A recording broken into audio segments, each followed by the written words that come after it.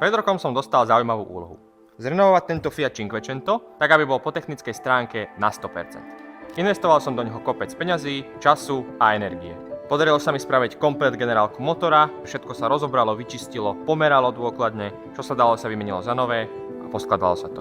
Takisto sa riešila prevodovka, podvozok, celý predok je kompletne nový, vzadu sa dokonca časť karosérie zo spodu aj striekala.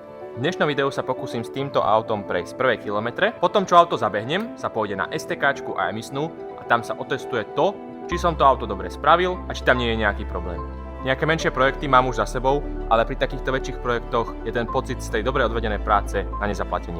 Budem sa aj ja dneska tešiť, alebo to dopadne úplne inak, ako som si predstavoval. Poďme na to ale pekne po poriadku. Čaute, ja som Jano, ideme si riešiť teda toto Cinquecento a ako prvé začneme predkom auta. Také hlavné veci, aby to mohlo jazdiť, potrebujem dať dopredu nárazník a svetla.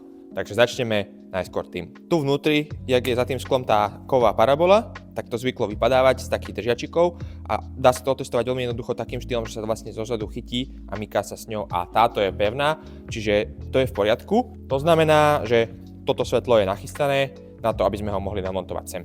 Jediné, čo na tomto projekte nie je komplet zrenovované, je elektrika auta, nakoľko sa to neoplatilo. Robili sa teda len nejaké lokálne opravy, hlavne tam, kde bol problém, alebo kde boli káble nejaké zodraté alebo niečo podobné. Napríklad aj pri tomto svetle bol problém, že konektory boli uvoľnené a tým pádom svetlo nemalo správny kontakt a svietilo slabo. Keď sa konektor opravil a odskúšalo sa svetlo, mohla sa pokračovať na druhej strane, kde už bol tento konektor v minulosti opravovaný.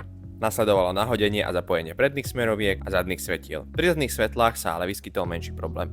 Ako náhle som totižto zapol zadné svetlá a smerovky do toho, tak fungovala len ľavá smerovka a svetla svietili úplne slabo a nevedel som prísť na to, že kde je problém. Nakoniec som objavil nezapojené minúsko na pravej strane, ktoré malo na zodpovednosť ukostrovať svetlá a pravú smerovku. No a keďže som ľahkoval zadnú časť, tak miesto, kde mala aj z kostra, bolo zafarbené, čiže bolo treba obnoviť závit a našrobovať tam tú kostru na novo. Auto som dal nabíjať, pretože jak som zakladal vlastne smerovky a zadné svetlá a všetky tieto veci, tak sa to už celkom vybíjalo. Ale je to všetko nahodené, aj bočné smerovky, aj zadné svetlá som nakoniec zapojil už konečne. Aj som poupratoval vlastne tieto káble ku osvetleniu ešpezetky, takisto sa dorobili poriadne tieto minuska. A teraz si to môžeme všetko vyskúšať. Dáme si svetla, 4 smerovky, mlovka, cúvačku si dáme a vlastne mali by blikať všetky smerovky. Smerovka bliká, svetlo svieti, toto svieti hmlovka, cúvačka svieti, svetlo svieti, smerovka bliká, tu smerovka bliká, smerovka bliká, svetlo svieti, smerovka bliká a takisto smerovka bliká. Na tých smerovkách bol trošku problém, ako vždycky. Cinquecento má veľmi veľký problém s materiálom na konektoroch a konektory vždycky zahrdzajú, čiže potom tie smerovky nefungujú, ale už je to dané dokopy. Baterka nám ešte neukazuje poriadne 12 V, takže si to necháme zapojené, všetko povypíname, nech sa to dobije, nech to viem v kľude naštartovať, lebo podľa mňa teraz by to nenaštartovalo. Za ten čas, čo sa to bude nabíjať, tak si ideme vyriešiť ale ešte nárazníky, pretože toto je starý predný nárazník, rozpukaný a tam boli aj také červené lištičky, čo som si myslel, že Sporting má úplne inakší nárazník ako séria, ale nakoniec som zistil, že séria je presne to isté, len nemá vyvrtané dierky na tie lištičky. Tie lištičky tam pasujú, takže nemusíte sa musieť nič riešiť. Je obyčajný sériový nárazník, není puknutý teda, je úplne nový, takže musím si prehodiť držiak ešpezetku a také držiaky vlastne, ktoré sa šrobujú potom do karosérie. A to isté ma čaká aj na zadnom nárazníku. Takisto držiak ešpezetka a nahodiť nárazník na auto. Takže poďme na to.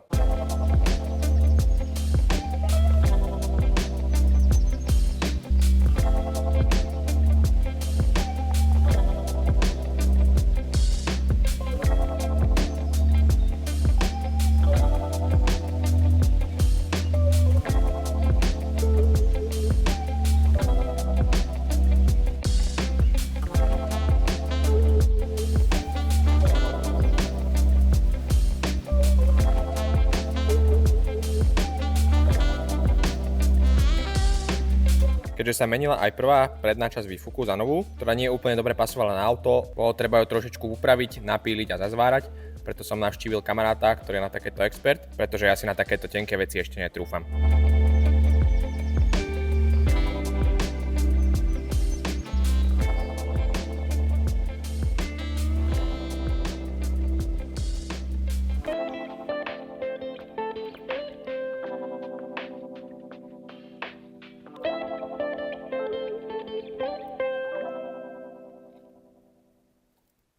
Prvýkrát máme auto poskladané tak, aby mohlo ísť na cestu. To znamená, že má všetky diely, ktoré potrebuje v podstate aj na STKčku. Treba tam doladiť ešte nejaké drobnosti, nejaké držiačiky, ešte tam chýbajú takéto veci. Ale tým, že to je vlastne nachystané na cestu a na premávku, tak to znamená, že po roku práce na tomto aute konečne s ním môžem ísť na cestu a konečne sa môžem na ňom zviesť a zistiť, že ako to vlastne funguje.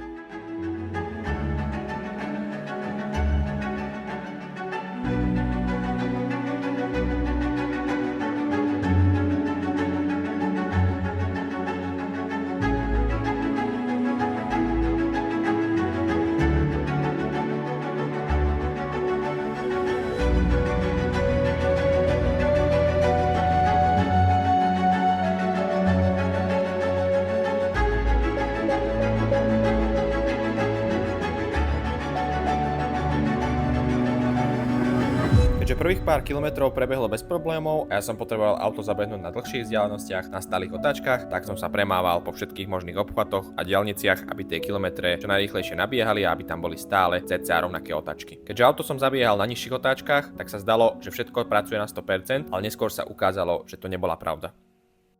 Na druhý deň som stával po pár hodinách spánku, aby som znova išiel auto prebehnúť, nabehal tam tie kilometre. Skoro ráno som išiel kvôli tomu, aby som po tejto skúšobnej jazde stihol ešte odstrániť prípadné problémy, ktoré by tam vyskočili, aby som v ten deň mohol ísť na STKčku. Zo pár menších problémov sa tam objavilo, ale ako neskôr uvidíte vo videu, vôbec som nebol pripravený na to, čo sa stane po STK. Úspešne sme došli do garáže po testovacej jazde. Tu už mám rozobratý zadný kufor, pretože vlastne zadný stierač nejde a mám tu z môjho tohto modrého Cinquecenta už druhý stierač daný. Ten už je otestovaný, takže to ide, čiže toto nejaké zaseknuté, neviem niečo, proste teplý je ten motorček, že snaží sa to ísť, ale nejde to. Takže to si musím odmontovať a namontujeme tam tento druhý, aby som tam mohol namontovať potom aj ramienko vzadu, pretože na STKčke to budú riešiť, že či tam je ten stierač alebo není, takže aby to bolo na poriadku. To je prvá vec a potom mám ešte ďalší zoznam spravených vecí nejakých, čo treba vyriešiť na tom, aby to mohlo ísť na STKčku. Ohrievanie zadného okna funguje dobre, takže to našťastie riešiť nemusím. Toto máme dole, namontujeme si tam nový. Čo som postrehol, tak strašne dlho sa dochladzuje. Skúšal som hadice, reálne hadice sú už studené a ventilátor ešte stále točí, čiže tam bude snímač zlý, aj keď som kupoval nový. Doteraz fungoval normálne a teraz neviem, proste nejaký problém tam nastal. Ale to býva na všetkých Cinquecentách s týmto problém. Toto by bolo teda. Tu si dám matičku, nech sa mi nestratí a idem pohľadať zadné ramienko na to, nech to môže stierať. Zadný stierač máme, z čoho iného ako z tohto tu, už aj smerovky tam chýbajú, aj tesnenie pod škrtiacou klapkou a takéto veci, proste všetko beriem z tohto a potom vlastne keď to prejde STKčkou, tak ja si to všetko zase budem nahadzovať naspäť, majiteľ si bude riešiť svoje, lebo on chce, že aby to prešlo teraz STKčkou a že on si to potom porobí asi aj zvonka, aj všetko, to už neviem, to už je na ňom, že ako chce on. Vybavené, ideme to vyskúšať. Zadný stierač máme nahodený, teraz ideme dopredu a tu som pozeral, že vlastne celý tento ventil dekel tečie, čiže dáme si to dole a dáme si tam nové tesnenie a aj ten nový ventil dekel. A ďalšia vec, čo je, tak tu som už odpojil čidlo na ten ventilátor, pretože som zistil, že je zaseknuté, lebo teraz je úplne že všetko studené. Aj tuto sú z vody, normálne môžem z vody už chytiť rukou a keď pripojím ventilátor, tak sa roztočí proste. Takže čidlo je zaseknuté, nové čidlo som kupoval, Mitten Doria to bolo, alebo také niečo, proste nie úplne najlacnejší shit a aj tak sa to pokazilo. Ja neviem, že čo tam mám kúpiť inakšie, alebo že kde môže byť problém. Proste tie čidlá chvíľu fungujú a potom to odíde. Takže budem musieť nájsť nejaké čidlo, lenže to zase musí ísť narazník dole. Ale v podstate tým, že tam chcem montovať ešte trúbu a nádržku na ostrekovače, takže asi dám narazník dole, nech to je vyriešené už na hotovo.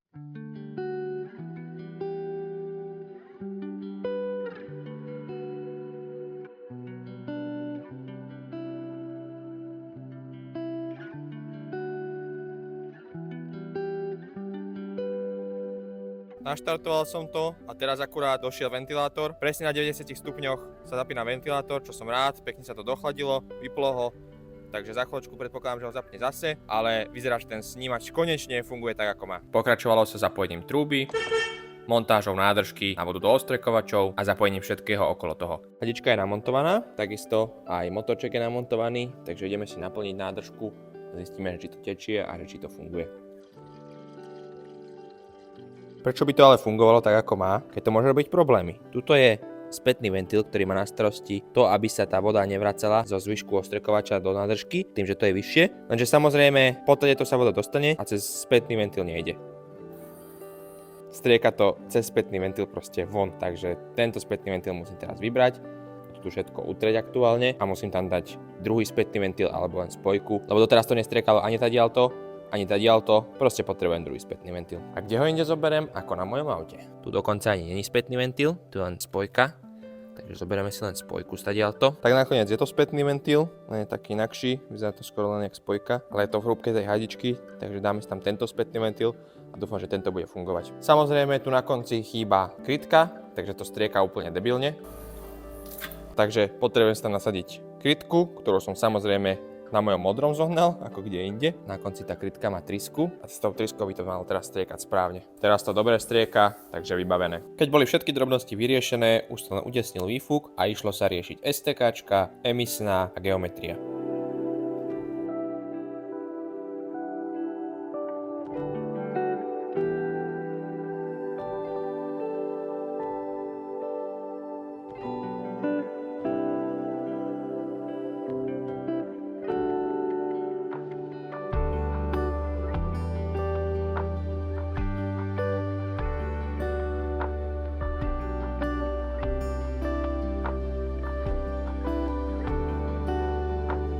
Vrátili sme sa z STKčky aj z geometrie, emisnú to prešlo. Čo sa týka technickej, tak na technickej všetko v poriadku, čo sa týka motora, čo sa týka náprav, akurát zadné brzdy boli problém. Veľmi veľa chalanov, aj čo majú sedečenta, aj činkvečenta, tak majú problém so zadnými brzdami. A to konkrétne taký, že tam je ovalita stále. Na zadných brzdách sa ovalita prejavuje tým, že pri brzdení vibruje pedál a auto nebrzdí rovnomerne, ale sa ako keby chveje. Prvýkrát to postihlo aj mňa za tie všetky autá, čo som mal, čiže teraz budem musieť vyriešiť, že čo s tým je.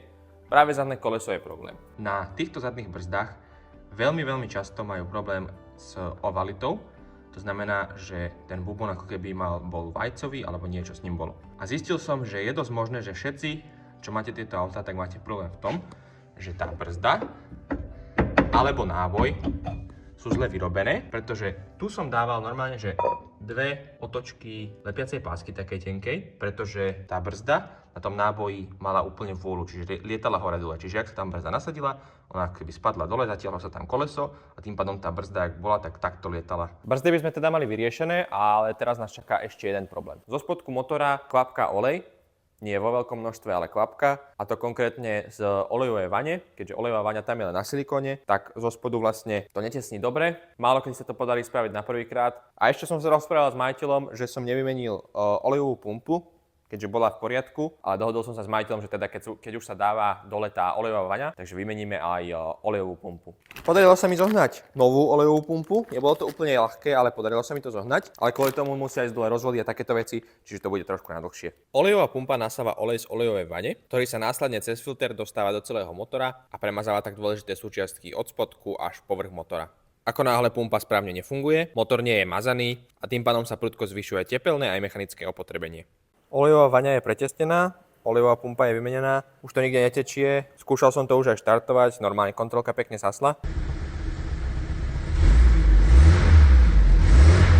Tieklo to v podstate z tejto pravej strany od zotrvačníka, takže teraz keď to je v poriadku, tak môžeme ísť na STKčku vyriešiť tie zadné brzdy. Keď som išiel na STKčku, tak som dúfal, že to teda prejde s tými zadnými brzdami a že nebude žiadny problém. A tak aj bolo. Auto bez problémov prešlo na zadné brzdy, čiže má už teraz normálne STKčku emisnú, ale už počas cesty na STKčku som tušil, že niečo není v poriadku, pretože mi začala svietiť kontrolka mazania na motore. Tým pádom ma prešla chuť automaticky niečo na STKčke aj natáčať, takže nič z toho nemám, pretože som celý čas rozmýšľal, že čo tomu môže byť, aký je tam problém. Tak som si pre istotu kúpil takúto sadu, to sa vlastne prišrobuje niekde na motor a meria sa tým tlak oleja v motore. Tuto celé nabralo veľmi zlý spád. Už keď som zapájal tlakomer a videl som, aký olej stade vytiekol, tak už som vedel, že je zle. Následné hodnoty na tlakomery mi to všetko len potvrdili.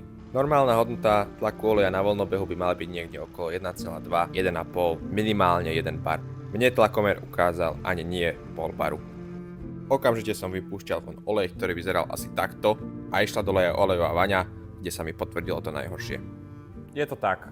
Nový motor, ktorý som proste skladal s obrovskou opatrnosťou, kde som dával fakt, že na všetko pozor, tak proste sa zadrel. Není, že úplne zadretý, normálne ešte bežal. Teraz keď som to testoval, ale minimálne sú tam podľa mňa poškodené ojničné ložiska, pretože samozrejme hneď som to začal rozoberať, dal som dole ojničné ložisko a vyzerá, že je poškriabané.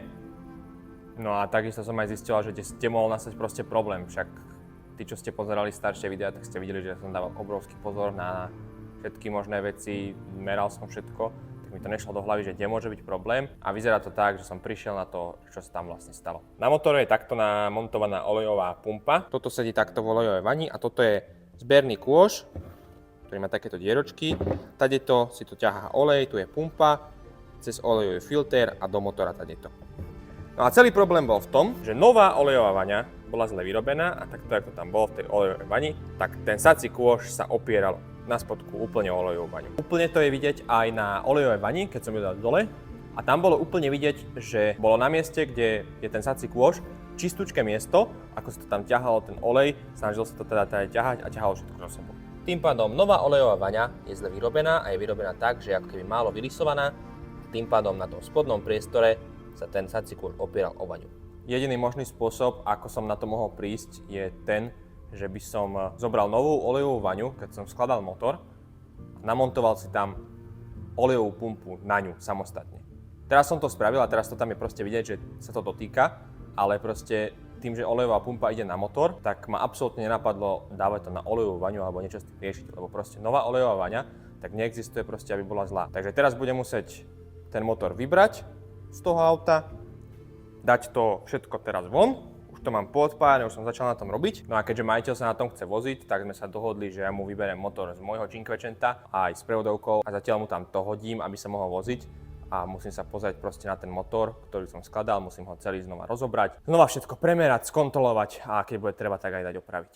Mám z toho celého také zmiešané pocity, neviem proste, že či sa mám hnevať, či mám byť smutný, alebo že čo. Aj tak mi teraz akože nič nepomôže z toho. Len proste nová vec a nemôže sa na to človek spoľahnúť. Teraz som riešil kamarátovi poloosy, nové poloosy som mu kúpil do 2 mesiacov proste na šalát, lebo sa roztrhali manžety, takže som mu musel meniť po 2 mesiacoch vonkajšie kĺby. Kamarátovi som riešil Golfa, sme riešili spojku prevodovku, no a kupovala sa nová taká vytlačná vidlička a úplne zle vyrobená od výroby. A to není prvá vec, ešte by som mohol menovať ďalších 5 takýchto vecí, čo som riešil, kde nastal takýto nejaký podobný problém a ja neviem proste, nové veci sú to, kúpi to človek ani nie, že najlacnejšie a takto to dopadne. No nič, ja sa idem pustiť do prekladania tých motorov a zisťovania, že čo sa stalo v motore číslo 1, ale to si ukážeme až v ďalšom videu. Uvidím, kedy vyjde, pretože to chcem dať spolu s tým, že čo sa tam našlo na tom postavenom motore, takže chcem tam dať úplne všetko, aj prekladanie, aj zistenie z toho, čo sa tam stalo. Takže uvidím, že kedy to video vyjde, pretože až sa tam bude treba niečo opravovať väčšie, tak to bude trošku trvať. Takže si medzi tým dáme iné video. Ja som bol zase kúpiť klasika ďalšie auta a na nich treba tiež niečo porobiť, takže si ukážeme tie. Ak by si ma chcel nejako podporiť, vieš ma podporiť jednak komentárom, to mi najviac pomôže, jednak pozrením aj ostatných videí, ak si ich ešte nevidel. Samozrejme nezabudni dať odber na môj kanál a my sa vidíme pri ďalšom videu. Čaute.